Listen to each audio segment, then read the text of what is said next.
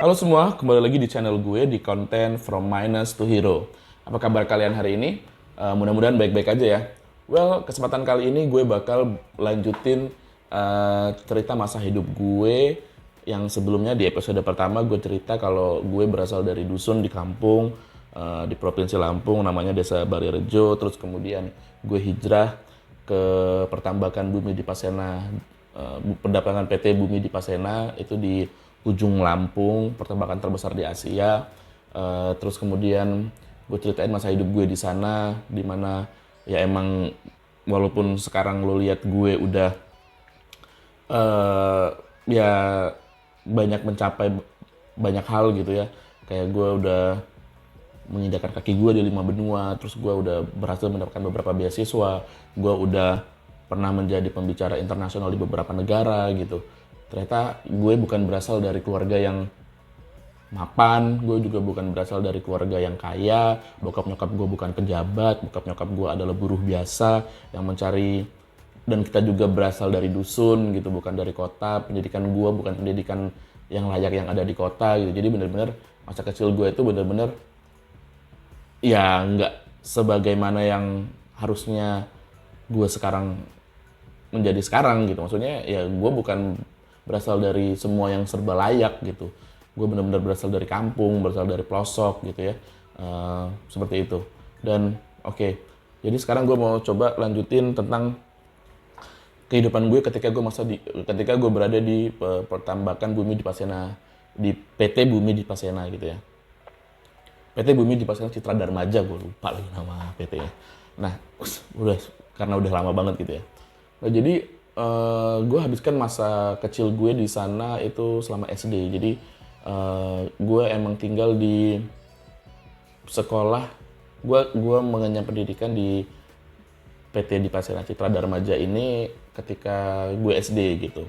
Eh, dari SD itu banyak hal yang bisa gue pelajarin, di mana memang gue terlahir memang apa ya, nggak tahu kelebihan buat gue atau keistimewaan gue gitu. Gue tuh masih dari kecil tuh cepet nangkep kalau belajar gitu. Maksud gue cuma belajar sedikit aja tuh langsung ingat semua hal itu. Terus gue kalau diajarin tuh gampang gitu. Itu kenapa bokap nyokap gue tuh seneng ngajarin gue hal-hal baru gitu. Kayak misalnya gue tuh udah bisa baca Al-Quran ketika gue tuh bisa baca Al-Quran ketika gue masih TK kecil, apa ya, masih TKA ya, masih TK kecil tuh gue bisa baca Al-Quran gitu. Terus gue udah hafal banyak surat-surat pendek, terus gue udah bisa ngitung bahasa Inggris dari 1 sampai 100 ketika sebelum gue SD itu gue udah bisa ngitung gitu. Ngitung bahasa Inggris dari 1 sampai 100 segala macam. Maksud gue karena gue cepet nangkepnya gitu. Itu kenapa bokap gue sering, sebelum gue prasekolah pun, sebelum gue masuk sekolah itu gue udah diajarin lagu-lagu gitu. Diajarin gue lagu-lagu, diajarin banyak hafal ayat-ayat gitu. Jadi ketika gue masuk sekolah gue tuh udah bisa banyak hal gitu. Karena gue ya cepet nyambung tadi. Itu kenapa selama masa, oh ya, sama satu lagi, gue tuh orangnya nggak takut tampil gitu, karena gue dibiasain sama bokap gue tuh setiap pagi abis mandi gitu ya, abis mandi pakai baju rapi gitu. Sebelum sekolah nih ya, ini waktu gue sebelum sekolah, belum masuk TK, mandi pakai baju rapi, terus gue disuruh berdiri di dinding, bukan dinding, maksudnya berdiri di, gimana sih ngomongnya, jadi gue disuruh berdiri, ayo berdiri kayak di strap gitu, kayak disuruh berdiri di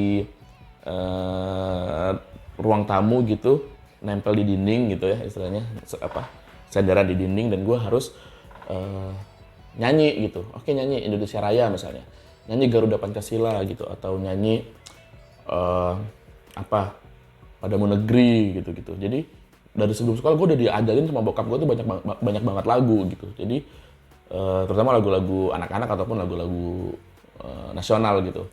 Gue udah diajarin, gue cepet bisa, gue diajarin ngitung bahasa Inggris, dan juga beberapa kosakata bahasa Inggris tuh sama bokap gue. Terus juga gue setiap abis sholat maghrib gue udah harus Iqra tuh gue seingat gue Iqra tuh gue cuma nyampe Iqra 3 atau Iqra 4, terus setelah itu gue langsung Al-Quran aja tuh. Itu juga pada saat gue masih kayak ya transisi dari sebelum TK nyampe masuk TK gitu. Jadi emang gue cepet nyambung, cepet diajarin tuh cepet gitu, dan bokap gue akhirnya seneng ngajarin gue hal-hal baru gitu. Dan satu lagi, bokap gue mengajarkan gue untuk tidak takut tampil gitu. Jadi karena gue di rumah diajarin untuk berdiri di depan dan show off gitu, menampilkan sesuatu seperti nyanyi atau ngitung ataupun bercerita dan lain-lain. Itu kenapa? Karena itu ekspektasi bokap gua dan nyokap gua tuh tinggi banget ketika gua masuk sekolah gitu. Ekspektasinya adalah pertama, gua harus jadi ketua kelas gitu. Nah, dari sekolah, dari rumah tuh dari pesan lu kalau lu sekolah, nanti lo di sekolah harus jadi ketua kelas ya, lo yang nyiapin teman-teman lu di luar kelas sebelum masuk ke kelas gitu. Jadi ketika bu guru siapa yang mau jadi ketua kelas, ya gue langsung tunjuk tangan gitu, ya saya. Lu masih TK gitu ya, kayak luar biasa gitu saat itu. Ya udah, gue udah diajarin juga sama bokap gue cara nyiapin barisan tuh gimana, kayak siap gerak, lencang depan gerak, tegap gerak, maju gitu-gitu. Udah diajarin dari rumah gitu. Jadi nyampe sekolah gue udah bisa nerapin itu gitu.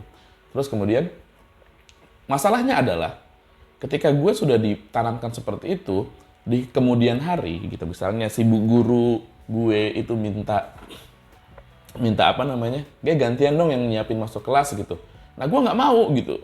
Ketika ada yang gantiin gue ngambek gitu. Gue nggak mau, harus gue gitu, harus gue yang nyiapin gitu. Jadi gue kayak, ya harus gue, lo pada nggak boleh gitu, karena gue udah ditugasin bokap gue di sekolah untuk jadi ketua kelas gitu. Dan ya gitu, gitu namanya anak kecil ya kan, kayak gitu. Terus itu TK, terus kemudian berjalan gue nyampe SD, kelas 1, kelas 2, kelas 3, sampai kelas 6 gitu kan di situ. Dan satu hal yang gue masih inget banget ketika gue SD tuh, gue harus selalu ranking. Karena bokap nyokap gue kan punya ekspektasi yang tinggi nih sama gue, karena dilihat gue cepet nangkep, gue belajar gampang, belajar banyak hal tuh gampang, terus kemudian IQ gue dianggap tinggi gitu sama bokap nyokap gue gitu. Problemnya adalah tuntutan itu semakin besar di gue gitu. Jadi gue bener-bener ketika hari pembagian raport gitu ya, bokap nyokap gue selalu bilang gini, kalau nggak ranking 1, jangan pulang. Gitu, selalu kayak gitu. Jadi ketika setiap mau bagi raport tuh hati gue cuma deg-degan doang gitu, kayak gue ranking 1 nggak nih, ranking 2, ranking 3 pun nggak boleh gitu. Nggak boleh, harus ranking 1. Itu bener-bener yang, jadi gini, pertama itu gue pernah dulu di kelas 2, waktu gue kelas 1 SD, ranking pertama gue yang gue dapat adalah ranking 2, nggak ranking 1. Apa yang terjadi?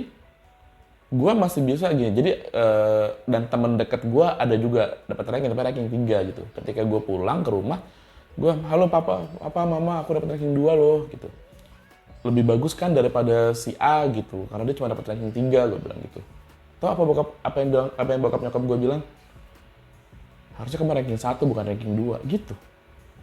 Terus gue sebagai anak kecil yang masih kelas 1 SD kayak, kok gue nggak dihargai ya usaha gue gitu kok.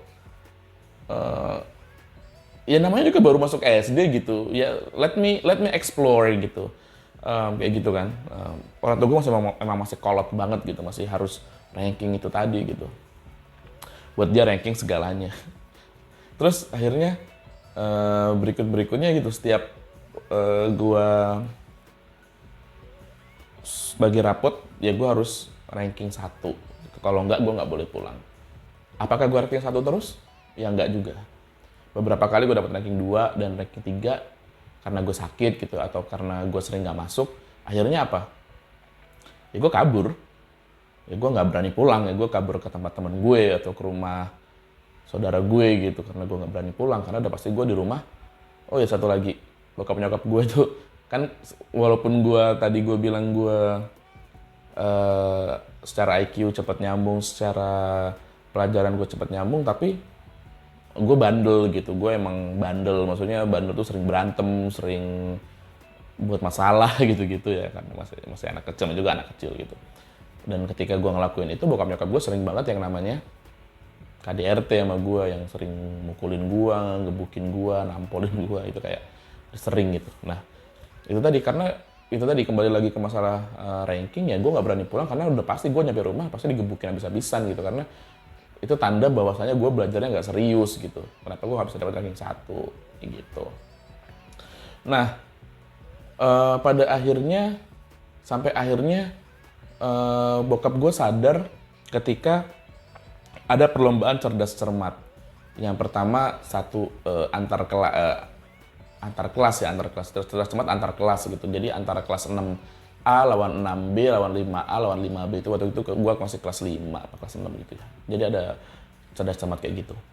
Nah, jadi salah satu musuh gue adalah temen gue yang selalu ranking 1 terus dari kelas 1 sampai kelas 6 itu ranking 1 mulu. Gak pernah namanya ranking 2 atau ranking 3 gitu. Sedangkan gue kan naik turun nih. Tapi dia beda kelas. Gue kan gue kelas A, dia kelas B gitu kalau nggak salah. Nah, bokap nyokap gue tuh selalu memaksakan gue untuk jadi seperti dia yang ranking 1 mulu. Padahal gue nggak seperti itu gitu. Maksudnya gue nggak bisa untuk ranking 1 terus gitu. Karena ada ups and down gitu kan. Nah, pada saat cerdas cermat gitu kan, gue nggak satu tim sama dia, gue musuhan sama dia gitu. Dan ternyata apa?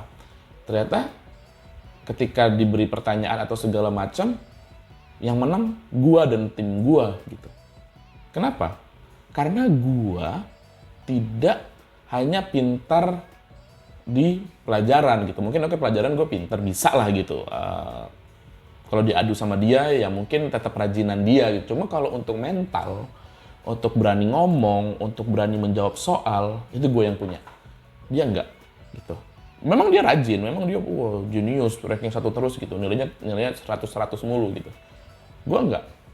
Tapi gue punya mental yang bagus. Gue punya keberanian yang bagus untuk menjawab soal. Karena cerdas cermat itu bukan hanya sekedar lo tahu kalau lo gugup, lo nggak berani tampil, lo nggak bisa jawab itu semua gitu. Dan itu terus berlanjut sampai ada perlombaan kan antar kelas doang, sampai akhirnya lomba itu antar desa, sekecamatan, sebumi di Pasena, sePT Bumi di Pasena itu ngajain cerdas cermat buat anak-anak sekolah. Jadi perwakilan tiap desa itu ada, dan gue mewakili desa gue. Gue satu tim sama si yang ranking 1 tadi, sama teman gue satu lagi gitu. Kita lomba, dan apa yang terjadi? Tim gue atau SD gue menangin juara cerdas cermat itu. Dan secara overall kita menjadi juara umum. Kenapa? Bukan gue sombong ya, tapi karena gue jadi juru bicaranya. Ini gue jadi cerdas cermat kan 3 orang ya, 1, 2, 3. Nah, yang di tengah itu juru bicara kan, dia yang harus berani ngasih jawaban, harus yang mencet bel, ngasih jawaban atau menerangkan jawaban dari soal-soal yang udah dikasih gitu. Mereka berdua, teman-teman gue, termasuk yang ranking 1 mulu tuh nggak berani untuk jadi juru bicara. Mental mereka nggak kuat. Dan itu adalah salah satu kelebihan gue. Gue memang tidak selalu ranking 1. Tapi gue juga dilengkapi dengan skill yang lain, yakni percaya diri dan juga berani untuk tampil dan berani untuk menunjukkan sesuatu. Dan itu yang bokap nyokap gue lupa.